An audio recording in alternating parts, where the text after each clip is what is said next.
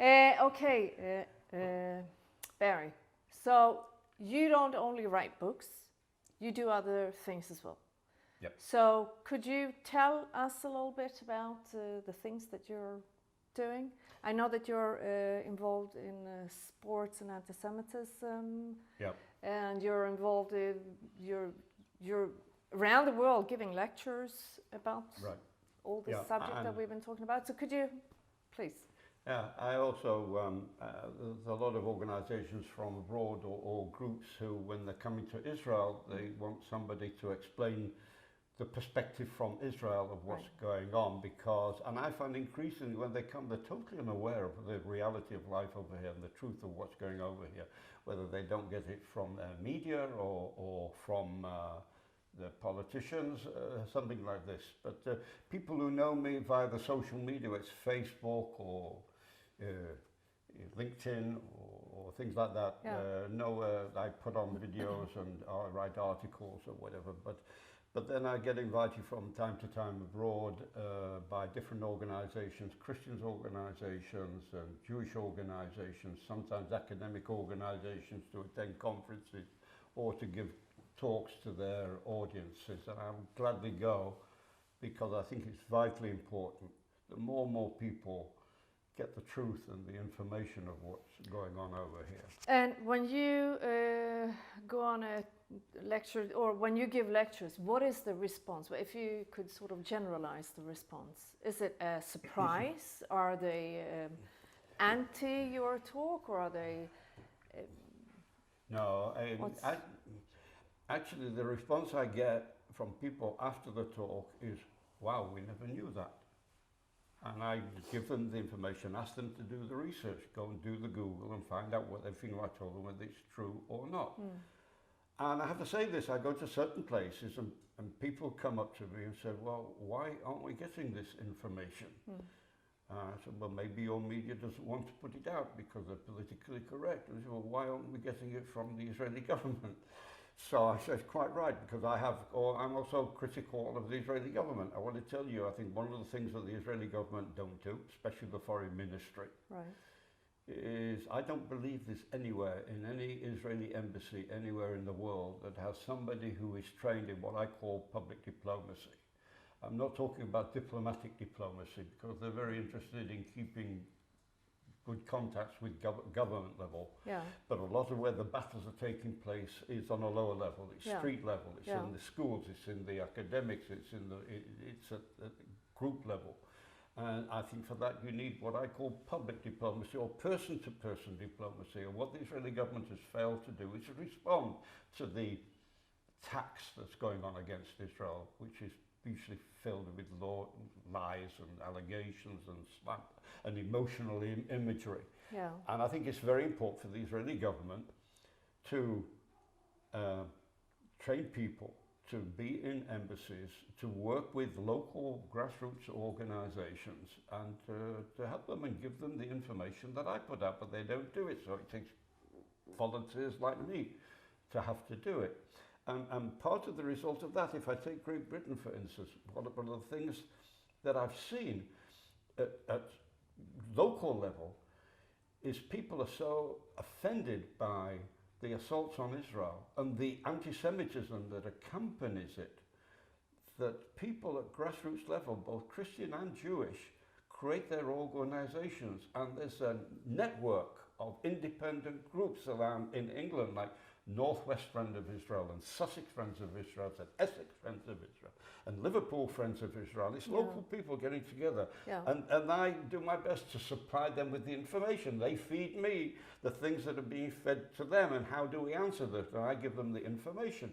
A close friend of mine, a man I personally admire, is a guy called Nigel Goodrich. And he got involved because he was walking through Glasgow one day when he found a demonstration of about 6 or 8 people chanting outside a store in Glasgow selling Dead Sea products. And 1 or 2 with Palestinian flags. What's this going on? And he spoke to the store and says, it happens every week. These people come at weekend and make their lives miserable. And he decided, where can I get information to rival, to tell people the truth about Israel. Yeah. Didn't get anything from the Israeli embassy.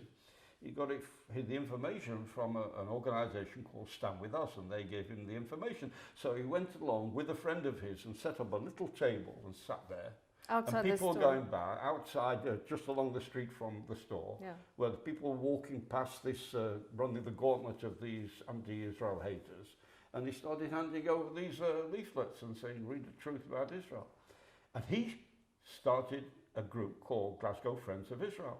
And he spoke to other friends. And now today, there are, I think, 14 groups of Friends of Israel in different locations in Scotland. And he's combined them together with something called COFIS, a Coalition of Friends of Israel Scotland. And this Christian guy, who was a very close friend, I admire him tremendously, decided a few years ago to put on a festival in Edinburgh where they have the Fringe Festival, a cultural festival. Yeah. And he called it the International Shalom Festival. And he brought over artists, musicians and dancers and artists from Israel. Jews, Christian, Bedouin, Aramean, these sort of people to perform over there. And the BDS in Scotland mounted a campaign costing lots of money, a very sophisticated hate campaign where they tried to close it down. And the people attending it had to run the gauntlet. But he persisted. Out of his own pocket, he put this festival together and it was successful. He did it the year after. But this time he got the help of the Provost of Edinburgh and also of the police, and there was less of a BDS protest, and that one was also successful. This is a private initiative. But these are the people who go out and do this sort of thing need to be helped. Yeah. And the Israeli government wrongly thinks it's some sort of stigma that if the Israeli government helps people who are there promoting the truth about Israel, they shouldn't do it. Why shouldn't they do it? If the Palestinian Authority and their haters from other places are giving untold money to organizations like BDS or the student organizations who hate Israel, why is it not legitimate to Israel to hold their head high and say, we will tell you the truth of Israel? So I think this is part of the things that we do, and we're winning friends all the time. And you also mentioned, while we were talking here, FIFA, which is a huge organization. Yes. It's got a huge impact on people. I mean, football is across borders. Football doesn't have any limit. Could you tell us about that, please? People may be familiar that FIFA have had a campaign that's going on for about 10 years now. I think they've spent certainly in excess of $12 million on a campaign of kick racism out of football. It's quite right, because a lot of people, football clubs or people were upset where, for instance, black football players were being insulted by other players or by the crowd, and they wanted to stamp this down. Yeah. And it's good that they do it, and it's a very positive thing.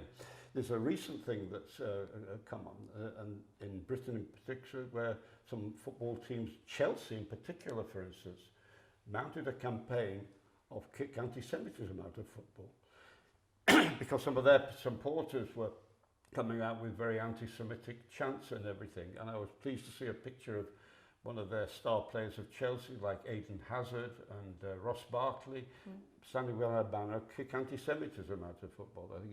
I think that's very good. But the thing that we've been involved in here is writing the record of the connection of terrorism to football that has been taking place for about 10, 15, 20 years by the Palestinian Football Association, who have football events, sporting events, cultural events, named after Palestinian terrorists. Palestinians who've gone out and killed hundreds of Israelis. And they do it in the name of sport. It's kids' sports, it's children's football, it's girls' table tennis, and it comes into their Palestinian Football Association events named after Abu Jihad, for instance. They have tournaments every year named Abu Jihad, right? They had a tournament or photo op of the Al Hilal Al Quds football team, which is the Palestinian champion football team, and there's a photograph which shows their team and their management on the football pitch with a big sign with a picture of a terrorist who had murdered some people in Jerusalem the weeks before, calling him a hero and a martyr. I make the equivalent of this. It was almost as if the Chelsea Football Club had gone onto the ground in front of their fans at Stamford Bridge Football Stadium with the banner of the terrorist that murdered people in London Bridge fairly recently, calling him a hero and martyr. It's the same equivalent. If they had done that, I guess there would have been protest. But we have been lobbying for 2 years now, FIFA, to cut terrorism out of football, and they're doing nothing about it. And we have presented them with legal briefs drawn up by the legal representative of Palestine Media Watch, by the legal representative of UK Lawyers for Israel, by the legal representative of the Lawfare Project in New York, and by myself on behalf of the Israel Institute of Strategic Studies. And we have the backing of the One Family Terror Victims Organization in Jerusalem, here in Israel. And yet FIFA aren't doing anything about it. So and we are demanding that FIFA cut the incitement to terrorism out of football and take punishable measures according to their code of ethics that is taking place in the Palestinian Football Association under the chairmanship of Jibril Rajoub, to cut this hate and the incitement that leads to violence. And we have documented how a captain of a football team went out and murdered a girl, 19-year-old girl, outside the Damascus Gate in Jerusalem. And we have fans who have been incited by this and gone out in stabbing attacks against people over here. This incitement to violence and to terrorism has to stop, and it's been doing in the name of football. FIFA have a direct responsibility to cut this out.